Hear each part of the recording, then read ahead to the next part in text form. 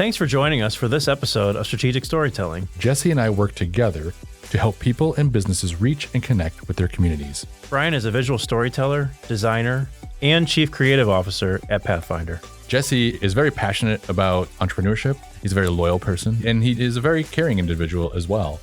In marketing, the storytelling leans on the strategy, but the strategy needs storytelling to be effective.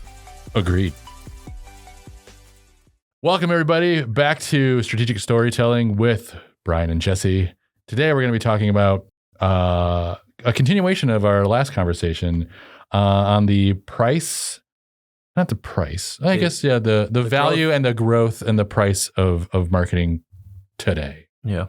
So we kind of left off last time talking about just like the many different platforms that exist and ways to do marketing and how that has expanded exponentially since the internet. Yes. Alongside the accessibility of those things, where you can kind of jump into those platforms really easily. They make it easy for you because they want your money. And they make you think that, they do those little tutorials, walk you through it, say, oh, you can totally do this yourself, whatever. And then you pay for that and you try it and you go, and then you discover that the traction is not much, if at all. Those services are completely hands off. They get you in the door, like you said, they take their money, they sign you up for likely $10 a month forever. Yeah, exactly. $25 a month. And then forever. all of a sudden you're like, all right, so this didn't cost me, right? Air quoted that, cost me a whole lot to get started. But what is it costing? Like, what is the cost? Like, what is the value? And then also, is that helpful? Like, okay, cool. So I only spent $5 a month on this thing. Is it getting me any traction? Is it doing anything for my business? Well, I think that's what makes it easy. Like a lot of these services, though in the past year or two, it's changed again where it's not quite that conversation anymore just because of inflation. But a lot of these services, the freemium model, yep, get you in for free. Mm-hmm. And then limitations that you really kind of need to do anything of real value on most of these services. But it was still cost effective, like to where you don't really, they're looking for mass use with low cost. Right. They want 100,000 people paying $10 a month, Yeah. That's the model right now. And it makes sense for lots of reasons. It's a very interesting shift, I think. But what it's done, which I think is really interesting, is like it changed the need for marketing, but it didn't increase or decrease the need for marketing. So what I mean by that is it used to be, any service, didn't matter what it was, you would pay whatever you would pay one time or 50-50 when start or finish or whatever. And then you would come back when you wanted that thing again. But now the competition has increased and it's harder to get a new customer. Way harder. It's harder to retain a customer. Easier than getting a new, but still hard. And people, it's so accessible. Everything is so accessible that changing to a different service that does something similar is really easy as well. Mm-hmm. And so now companies are like, well, we need to get people on a more recurring revenue. We need to keep giving them improvements and updates. We can't just give them the same thing over and over again, et cetera, and so forth. So there's just like there's been this shift in business model, also shifted the marketing need. And because of that, the marketing cost has increased exponentially. Right now, like we do, they're constantly remarketing themselves. Like they're rehashing that. We talk about this all the time, but it's just so easy to go to a different service when you're unhappy, and easier to. People even think it's easier to go to a new job than stick around and work on the issues that exist. Same thing with hiring any sort of service or contractor or even buying a product. It's so easy to just find the next one. Right. I can just scroll Amazon and this one wasn't perfect, so I'm going to the next one. Oh, this one was fine, but now this other one is cheaper. Right. And it's the same maybe. Right. And so now I'm just doing that.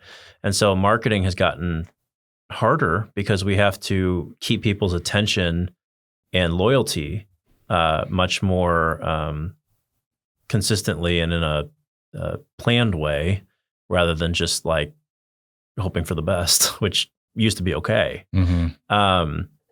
And so in the last episode, we talked about like all these different platforms and like where you're going to find people. Again, I said, you don't need to do everything, but there is a large amount of things you do need to do in marketing. It's changed. You can't, if you like we talked about last episode, if you focus on Facebook only and then Facebook does a big change to their algorithm and how people are finding you, your sales might dry up overnight, literally. Mm-hmm. And that's happened to companies.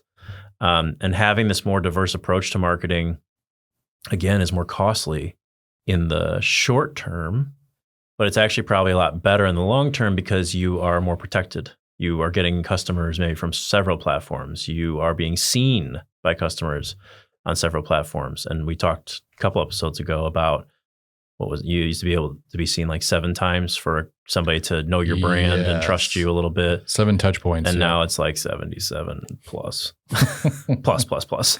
And so that too, like if I'm trying to hit somebody's eyeballs 70 times on Facebook, that's a lot harder than hitting their eyeballs 70 times across 5 different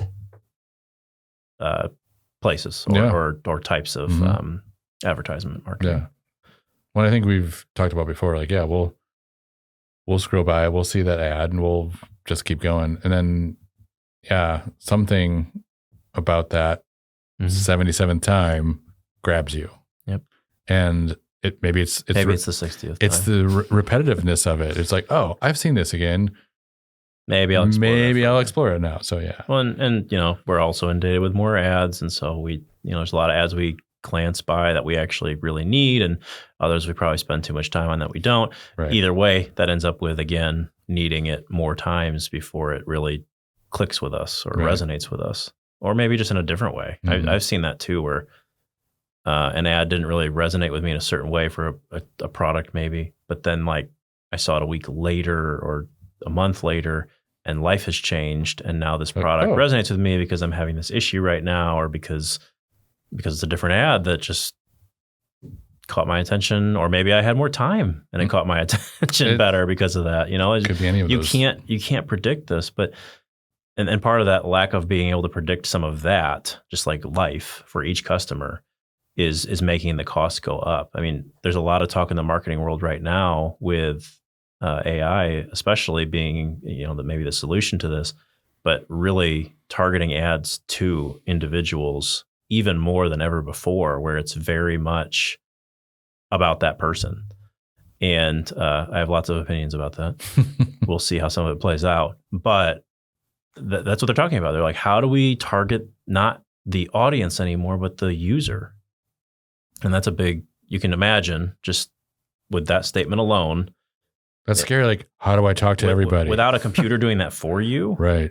You have to hire somebody to do that? Like, that's costly. Yep. And time consuming. Very time consuming. Right. So what did you call it? It was the free subscription for freemium. The freemium model. And that's at, small businesses.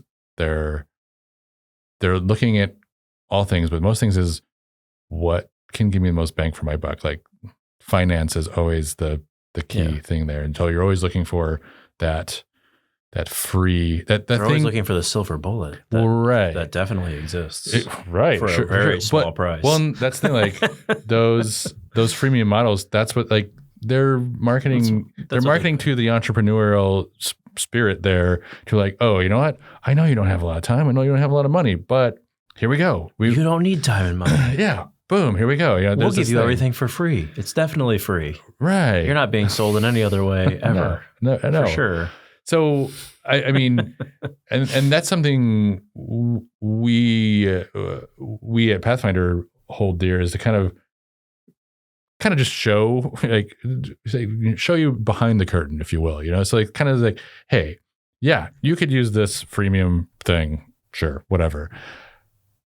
But at the end of the day, do you know if it's doing anything for you?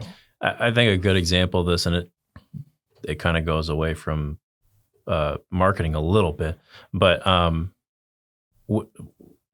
the costs have gone up for these things, number one, at Pathfinder, we don't want that to happen any more than it has to. We're a small business too. We get it. Right. which also means we're here we have also clients to explain that. Yeah, we want to explain finance. it. And when they come to us, like we have a lot of customers come to us expecting or thinking they need one thing. I will pick on TikTok again because that's the most recent one that people are like, I need TikTok, right? Can you guys help me with that? And I'm like, for 90% of them, like, you do not need TikTok. And soon it might be 100% of them don't need it or can't use it. But I had a customer recently who became a customer of ours, client of ours. We actually just launched her website today. But when she came to me, it started out as like, I just need a new website, or I need someone to manage a website. And I was kind of looking at it. I'm like, how is your business actually going? Because like it's a one-woman show. She does this service for people, wellness and health coaching, basically nutrition, et cetera, and just kind of overall wellness. And she, was basically doing client to client. And I think she had kind of a specific pricing model, but somewhat custom. And I was just saying to her, like, look, lots of people, lots of individuals for a short time in their life or a long time in their life have decided to be some sort of health coach because the barrier to entry is very low. Sure. You don't need any certifications. They may help, but you don't actually need them. I could probably, though I'm not like the great face of nutrition or anything like that, I could probably go and start marketing myself as that tomorrow. Sure. I really could. Whether that works or not is beside the point, but I could just go do it. I don't need anything specific. And so I was telling her, like, maybe your business model needs to be this easier barrier to entry for people. Like right now, they feel like they have to set up a consultation with you, and they feel like, her price point was higher than it is now. And I'm just like, look, that can work. Clinical. That can work. Yeah. And, but you're always going to work with less clients, and you're always going to have to charge more, and you're going to have to find a very niche audience. I said, but everyone to some degree knows they need to exercise and have better, healthy, word is gone, healthy habits routines, in their life. Routines. Habits, yeah. And what if you made this stupidly cheap so that you could get anybody, and you're not spending your time on these people, these bottom tier people. You're just getting them into something, and you're giving them, a resource that you're just sending to all of them. And you're not meeting with them one-on-one necessarily. And if they are, then it's an extra cost perhaps. And something, we just totally changed her business model.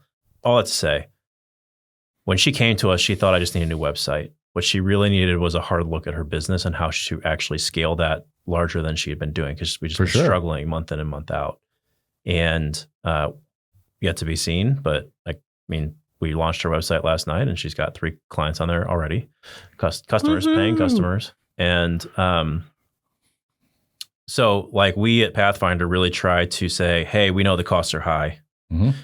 For some businesses, we're more affordable than most agencies for sure, like 100%. We get individuals that say yes to us all the time as business owners, and that's very rare in the marketing world. But we know the costs are high. We don't want to just put you into a service that isn't going to provide you value. Like if you just want a website because you just want a website, yeah, we can provide you a website. Do that. But like if you want your website to work for you, we may need to talk about what your business really is and what might be working or not working, and how you're getting people to your website, and some things like that. And with her, it was very much like, we need to work on your business model, and that will make everything else you're paying for way more worth it. Yeah. And I think a lot of agencies, there's the big guys, which are the most well-known, and they, whatever, but they charge, thousands and thousands of dollars to every client every month, tens of thousands of dollars. And they'll make something slick for you, and they'll do some of the things, but at the end of the day, they're just going to be like, they did the thing, and then they walked away. Yeah, you came to them, you said, we're going to do an ad, and they said, okay, what do you want in it? And they just regurgitated it to you in their, in video form, and design form, and animation form, whatever it is, which was a lot of work. Required a lot of time, required a lot of energy. We do that. It does require a lot. However, we are more interested in telling people when they come to us, you came to me for X, and if that's what you want, we are happy to do it. We'd rather be a partner with you. Right. And help you do the best things for you. And it may be X that you asked for. It may be that video you asked for. but there's also a couple ways to use that video that you didn't ask for that we can tell you about. Mm-hmm. And that spreads those, it might be the same cost, but it might spread those dollars out, over a longer or larger piece, more platforms. Right.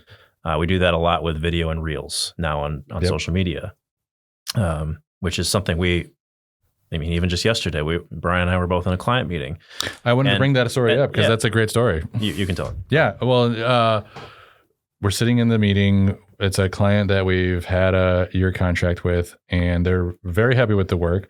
But they went into thinking like they didn't need as much of what the previous year's proposal contract had. Not as many videos. They wanted to do as many videos.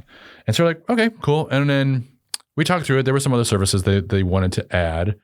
But then we got kind of down the road, and they started talking about the amount of videos that they wanted. And we're like, it is less, but also it wasn't that much less. Like it was, let's say half, just, half. And so we're like, okay, but then we started dialing into like, well, okay, what do you really want to do with these? Who do you want to connect with? How do you want to connect with them? And we're like, well, we can do these videos, but then we can also take from these other videos and do something more with them, and do a reel for this video, for this piece, do a concentrated social media post on this piece. And then it was kind of fun to just kind of see them, like, their eyes light up, like, oh, we weren't even thinking about that. That was and also part of it was we aren't ready for that. Yeah, we aren't ready for that. And also we explained too that the value of doing that work within that, like we were willing to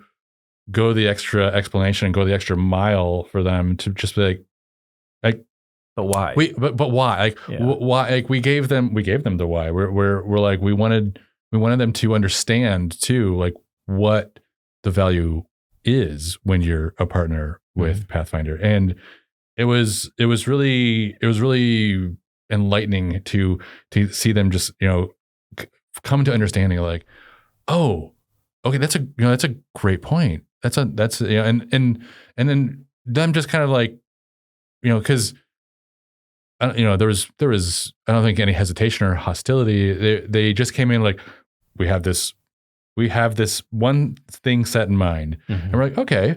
And by the end, it was not. And by the end, it was like they were like, oh, actually, we want to do all those things. We want to do those things, but they're like, we're not, and that's the thing. Like, they put the blinders on because they weren't ready for it, and we're like, that's fine. Maybe you'll be ready for it in 9 months instead of 4. So let's be really transparent about this story a little bit. Like, by the end of that, what became a sales pitch in some ways. Sure. Yes, they we're working through the contract now, but they may actually be paying for more than they were before. Right. So, and that's good for Pathfinder, obviously, and we want that. But we're not doing that because I was totally willing to match the contract and just do the same thing this year. Yep. We don't lose any money. They gain more video. And there's just basically no change. It's the same. Yep. I was totally willing to walk out of that with that. But the more we talked, the more I'm like, have you... I was trying to understand why they thought they needed less. And I said 2 things. First of all, from a cost effectiveness standpoint, when we're doing video and getting all this B-roll and going to all these places, I said, first of all, to me, like, if you had 12 last year, you want 6, maybe 6 this year. They never really said a specific number, but it's what it sounded like. And I said, the cost to us, more ad hoc, like you're talking about, is almost... it might be equivalent. Yes. You're just basically saying we want 6 and I'm going to charge you the same dollar amount as last year because of the cost effectiveness going down. And you're just going to get less out of it. So I'm saying there's no reason for you not to do the 12. We're not actually charging you more for that, basically. Right. That's number one, and kind of a business thing. But number 2, I was like, well, hold on. Like, I noticed that we did these videos for you. We have a few more to wrap up. But I said, I just noticed you're not using it on social media and YouTube. And they're like, well, yeah, we just created our YouTube last week. And I'm like, oh, well, they're like, well, we wanted to do this and we had this stuff going on in our organization and, we wanted to do it a certain way, et cetera, and so forth. There were reasons why they did it that way. But by the end, I was like, well, I hear your reasons. I'm not disagreeing with some of those reasons. What about doing it this way? And then you actually would use up those videos all of those videos that we think you probably want, and you would reach your target a lot more efficiently and better, probably, and in multiple ways. And the cost of that, for the whole contract is going to be hard because they're adding services, but the cost for that video piece specifically is going to be the same. Yep. And they're going to reach more people with it. Yeah. And so by the end, we were in just a very different place, but it's just because we're trying to take the time to say, we know that these costs are rising across everything right now, not just marketing. We don't want to charge you more for the sake of charging you more. We don't want to charge you more and give you less. There's none of these things that we're trying to accomplish. We're not afraid of working hard. We want to give you the best value out of this. And we're seeing some gaps in how you're utilizing this. And I think if we just make some small changes, that value is going to skyrocket for you, and it's going to cost you basically nothing more. Yes. And so it's just a very interesting conversation. And I think, I know that we're a little different than a lot of companies, like pretty much everyone across the board, no matter what business you're in, has raised prices in the past couple months or year. We have resisted that as much as possible, and a lot of our costs have not increased. But in addition to that, not wanting to really raise our prices on people when everything is getting increased is also just, to us, if we're doing good marketing and the right thing by you and making sure you're utilizing this the right way, you're going to see more value out of us anyway. Right. And you're going to get more value out of us anyway. And for your organization, business, whatever, it's just good for both of us. Well, yeah, for sure. And I think that kind of reopened my eyes as well too, just to taking a little bit of time, and it was really just a little bit of time to really just kind of explain the process and what everything includes. It was just like both parties walked away from that meeting very, very happy and better educated. So it was way better situation than, again, it wasn't hostile or anything or bad really, but way better situation for both of us than what we walked into. Yeah. With, I think, some fears or assumptions about what was good and what wasn't, and really just trying to say well, why don't you just let us help you a little more? Because they had only contracted us for video. Basically, they're like, hey, we're going to tell you what these videos are. You're going to go do the videos. You're going to give us the videos. That is what really your business model was before Pathfinder, when you're just doing videography. And it's the same story 3.5 years later now. You said, all of my clients come to me and they're like, well, what do I do with this? And, they had a hard time coming back to you, not because of the quality of the video, but because they didn't know what to do with it after to get the value back out. Right. Same conversation yesterday in realities. They knew more than others do. They knew that they should do some other things, but they weren't thinking about how we could just pivot our contract a little bit to do video this way, not that way, and get that same value out. Right. Better value out. Mm-hmm. So we've been talking a lot about cost of marketing. But something you mentioned early on in our discussion is loyalty and building up that customer loyalty. That is ever changing. Yeah. How does that affect cost? How does that affect so let's just all of that? From a very this is my personal opinion. I think Brian will pretty much align with this. Loyalty is one of the most important qualities of a person to me. Right. I think that all people are not always going to do the right things. Purposefully, not purposefully. Even when we're trying, we still end up screwing up. And so that's why I point to loyalty more, because I just think I'm not perfect. I'm always going to screw up something. Right. Or I'm always going to, I'm going to get sick and then not deliver when I need to. Right. I'm going to pass out and fall asleep when I'm supposed to finish something that's not we're human beings. Yes. We are going to run into these situations with people that are uncomfortable, that we failed, that they failed, doesn't matter. And so loyalty to me is more important sometimes than just whether you did right or wrong. Right. Because loyalty is when something isn't what it was supposed to be, when it isn't what we agreed to, when it isn't the best when I have screwed up. Loyalty is sticking with me through that because you know that I'm trying to do right by it. And I think that's a really important quality for businesses too, not just individuals. You know, as a customer of businesses, like, yeah, there's a line where like we've just gone too far and I just have to move on, and or they're just not going to do what they're not even trying to do what they're said they were going to do, whatever. Or, you know, you pick up a product and it's not what they promised. Right.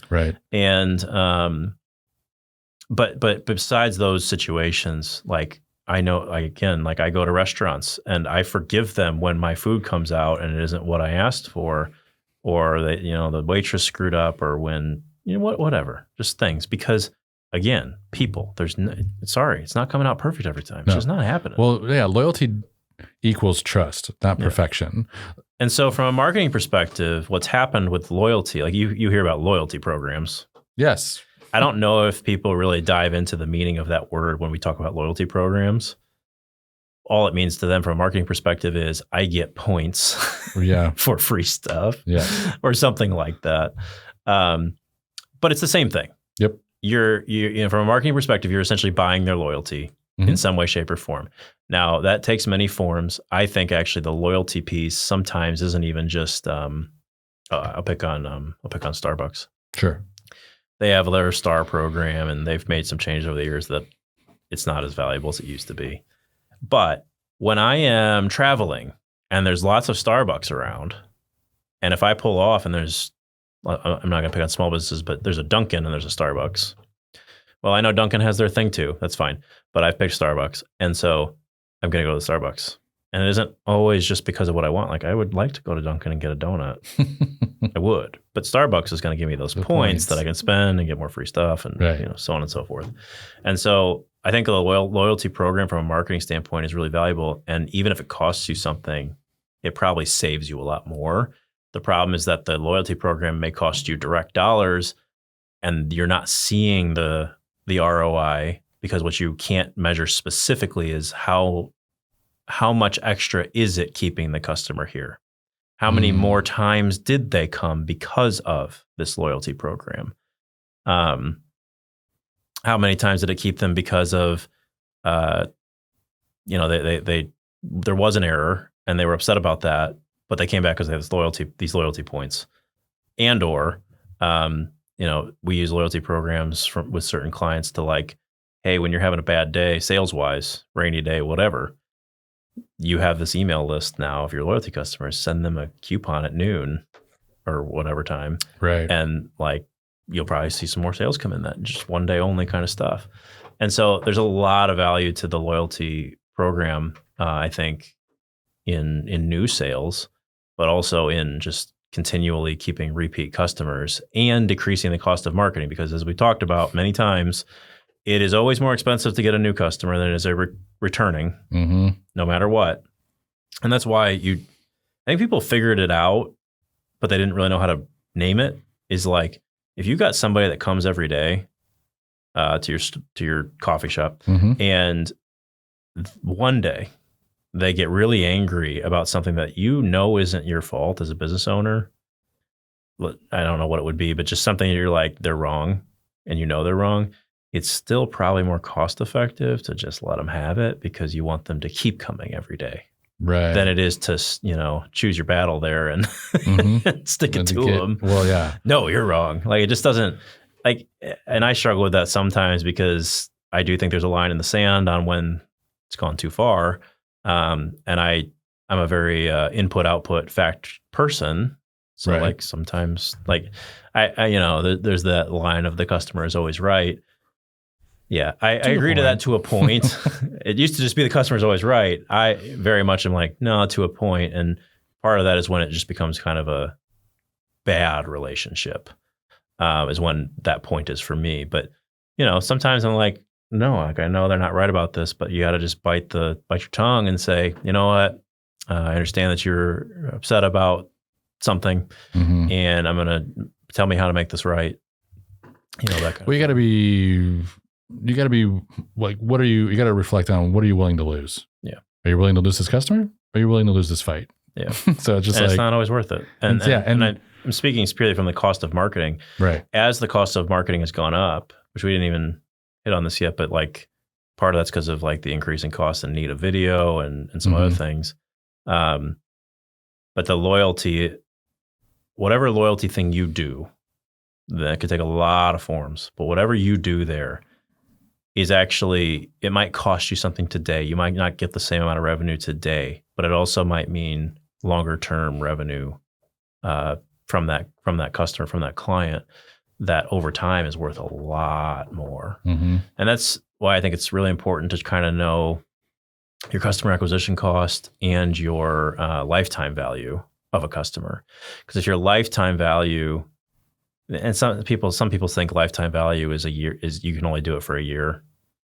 I don't completely agree with that, because if you go through your client list and you find that on average they stay for 2 years, then technically the lifetime value is over the course of 2 years. 2, yes.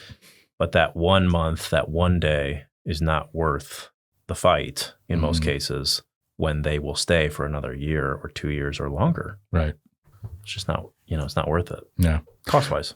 Thank you for listening to another episode of Strategic Storytelling with Jesse and Brian. We look forward to hearing from you next time. Thanks for listening to Strategic Storytelling, a Pathfinder podcast. Be sure to subscribe and follow our socials. For more information, visit our website, yourpathfinder.io.